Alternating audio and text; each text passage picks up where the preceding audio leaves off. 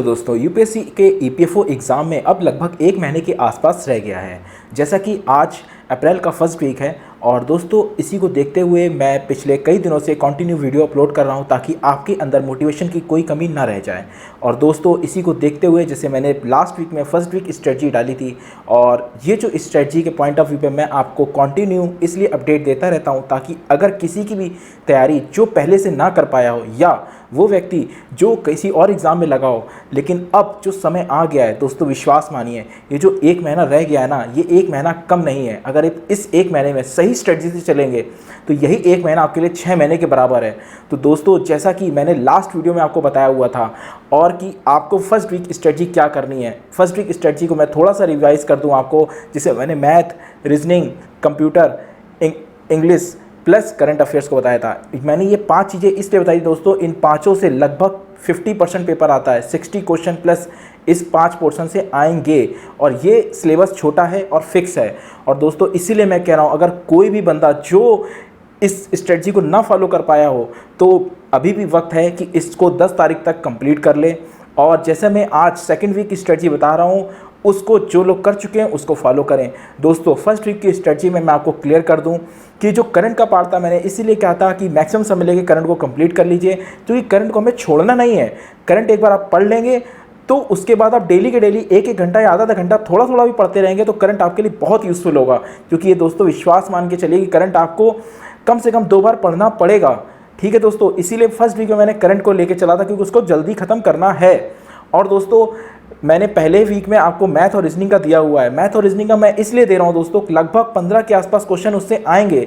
और दोस्तों विश्वास मानो उस 15 क्वेश्चन को आप छोड़कर ये सोचो सक्सेस हो जाएंगे तो नहीं होंगे। वो 15 क्वेश्चन सिंपल आते हैं चीज़ें, लेकिन आपको करना है। तो दोस्तों इसीलिए मैं कह रहा हूँ कि आप बिल्कुल मान के चलिए कि जो वीडियो मैंने डाला हुआ है 15-15 क्वेश्चंस का, लगभग 15 से 16 चैप्टर हैं, वो आप हर हाल में करिए और क्वेश्चन उससे बाहर नहीं आएगा। लेकिन आप ये मान के चलिए कि अगर आप वो 15 क्वेश्चन कर लेते हैं तो सिलेक्शन के आप नज़दीक आएंगे, लेकिन अगर आप जैसे उसको हटेंगे तो आप सिलेक्शन से दूर हो जाएंगे। तो दोस्तों मैं एक बार और बता दूँ दोबारा से कि पेपर में 120 मिनट हैं, 120 ही क्वेश्चन है। और इसीलिए मैंने फर्स्ट वीक की स्ट्रेटजी मैथ और रीजनिंग को रखा हुआ है, क्योंकि जब आप पेपर हॉल में जाएंगे आपका आधा घंटा तो ओवलिंग और फॉर्म भरने में चला जाएगा और जो बचेंगे 90 मिनट उसमें से आधा घंटा मैथ रीजनिंग कंप्यूटर खा जाएगा, तो बचा 60 मिनट आपको 105 क्वेश्चन हल करने हैं। तो आपके पास समय बिल्कुल नहीं है दोस्तों। इसीलिए मैं कह रहा हूं दोस्तों अब अपने अंदर आग को जगा लो। बस ये सोचना है कि बस ये जो 1 महीना हमारे पास है ना, इस 1 महीने अगर आप इस स्ट्रेटजी से चल लिए तो मैं वादा करता हूं दोस्तों सिलेक्शन आपका कोई नहीं रोक सकता। क्योंकि आप खुद, आपका दिल अंदर से बोलेगा कि नहीं अब सिलेक्शन होगा। क्योंकि जब हमें पता है कि दोस्तों की पढ़ना तो आप सब है पढ़ रहे हैं, लेकिन किस स्ट्रेटजी से पढ़ना है, पहले किसको खत्म करना है और पेपर हॉल में पहले किसको उठाना है, ये बहुत बड़ा मायने रखता है। अगर जिसने भी strategy video last first week का नहीं देखा वो जरूर देख लें, और नहीं देखा है तो मैं एक छोटा सा ब्रीफ कर दूं कि एग्जाम हॉल में आपको मैक्सिमम अटेम्प्ट करने के लिए सबसे पहले आपको मैथ और रीजनिंग करनी पड़ेगी। वो इसलिए मैं बोल रहा हूँ दोस्तों, अगर आप मैथ और रीजनिंग के पार्ट को सबसे पहले कंप्लीट कर लेंगे तो आपके पास मैक्सिमम टाइम होगा आप अदर पोर्शन में। क्योंकि दोस्तों मान के चलो कि आपके पास 120 मिनट हैं, उसमें से लगभग आपको 30 मिनट हटा दो, आपके पास बचते हैं 90 मिनट। उस 90 मिनट में आपको शुरुआत में ही पेपर हॉल में सबसे पहले ढूंढ के मैथ और रीजनिंग को कर लीजिएगा। क्योंकि अगर मैथ और रीजनिंग आप लास्ट मोमेंट के लिए रखेंगे तो आप ये मान के चलिए आप अपने मोरल को तुरंत डाउन कर लेंगे, आप कॉन्फिडेंस ही लूज़ कर लेंगे। क्योंकि आपको लगेगा कि अरे अभी तो मैथ रीजनिंग समय ही बचा, हम कैसे कंप्लीट करेंगे, क्योंकि मैथ और रीजनिंग समय खाती है। और इसीलिए मैं कह रहा हूँ दोस्तों अगर 15 सवाल आएंगे तो अगर उसमें 2-3 सवाल उलझाऊ लगें तो बिल्कुल छोड़ दो। और इसीलिए दोस्तों मैं आपको फिर से बता दूं कि फुल मॉक अपलोड हो चुके हैं, आपको कुछ नहीं करना है। जैसे किसी की स्क्रॉल की समस्या थी तो स्क्रॉल भी कंप्लीट हो गया, उसको आप अपडेट करेंगे वो कंप्लीट हो जाएगा। प्लस आप आंसर की पीडीएफ निकाल लीजिए, उससे प्रैक्टिस कर लीजिए। और प्रैक्टिस करनी है तो फुल मॉक ही करिए, वीक में एंड में करते रहिए। और दोस्तों अब टेलीग्राम ग्रुप में आपको अपडेट मिल रहा है कि किसकी टेस्ट की कौन सा फुल मॉक आपको देना है। जैसे टेलीग्राम में ऐप में अपडेट आ रहा है आप उस मॉक को दीजिए और उसकी rank wise excel sheet upload होती जाएगी। इससे दोस्तों आप अपने आप को जज करेंगे, अपनी प्रैक्टिस को जज करेंगे। इसीलिए दोस्तों मैं ये पूरा वीडियो में अभी मैंने पहले वीक की स्ट्रेटजी को रिवाइज किया है। जो भी व्यक्ति, जो भी बंदा अगर पहले वीक की स्ट्रेटजी से कंप्लीट नहीं कर पाया है तो 10 तारीख तक उसको हर हाल में कंप्लीट कर लो। और उसके बाद दोस्तों मैं अब बताता हूँ कि जो नेक्स्ट वीक की स्ट्रेटजी है कि आपको लगभग 15 तारीख तक ये जो मैं टारगेट दे रहा हूँ ये निपटाना है, तो हर हाल में निपटाना है। इसमें आपको क्या करना है दोस्तों, जो हमने हिस्ट्री की बुकलेट दी हुई है, पॉलिटी की बुकलेट दी है, वो आपको हर हाल में पढ़नी है। और मैं इसीलिए कह रहा हूँ बुकलेट पे जोर दे रहा हूँ दोस्तों, क्योंकि बहुत से स्टूडेंट्स क्या हैं कि वो जैसे स्पेक्ट्रम हो गया या और भी बुक्स को पढ़ रहे हैं, तो वो बुक्स अच्छी हैं, उसमें कोई दिक्कत नहीं, लेकिन यूपीएससी में जो ईपीएफओ का एग्जाम है वो कॉन्सेप्ट में इतने ज़्यादा नहीं आते, वो फैक्चुअल क्वेश्चन पूछता है। तो आप अगर 300 पेज की कोई बुक को रिवाइज करेंगे वो आपके लिए टिपिकल पड़ेगी।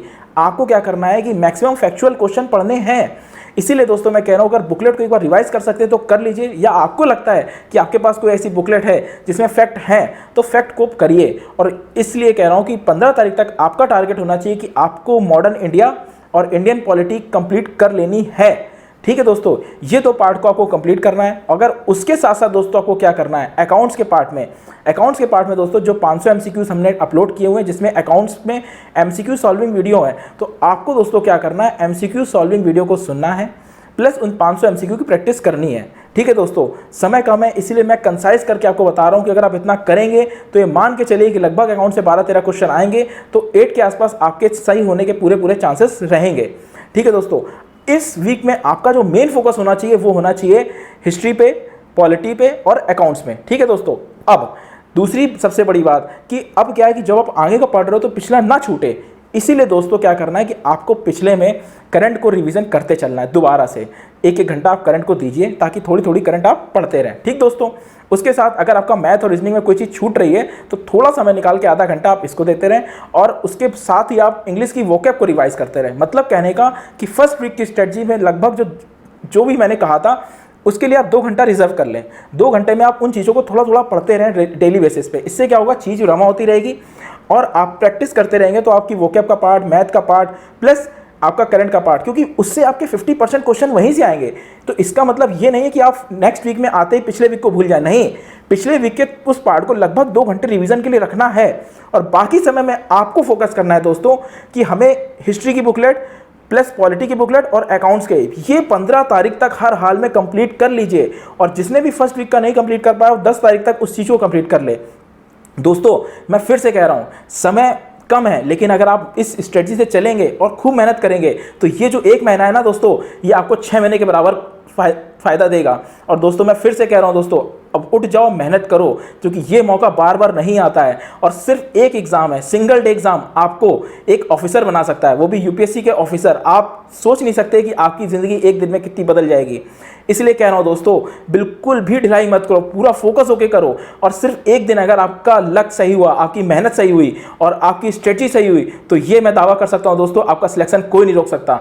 और दोस्तों मैं फिर से कह रहा हूँ, जैसे बहुत से लोग कंफ्यूज थे कि सर 300 लिख कर आ गया, उसमें इतना, उसको सब छोड़ दो किनारे। मैंने लास्ट वीडियो में पूरा डिटेल बताया हुआ है, इसलिए कह रहा हूँ उन सबको भूल जाओ।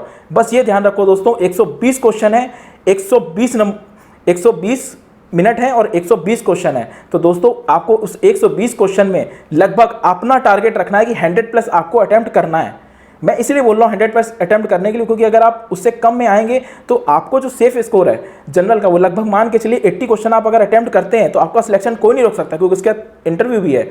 और अगर आप रिजर्व कैटेगरी में हैं तो आप 70+ सेफ स्कोर है क्वेश्चन का। ठीक है, 120 क्वेश्चन में अगर आप 70+ सही करते हैं तो आप सेफ हैं, और जनरल में आप 80+ में सेफ हैं। तो लेकिन इसके लिए दोस्तों अगर 80+ क्वेश्चन में आप सेफ हैं तो आपको लगभग हर हाल में 100+ अटेम्प्ट करने ही पड़ेंगे, तब आप 80 पे आओगे, ऐसे नहीं आओगे।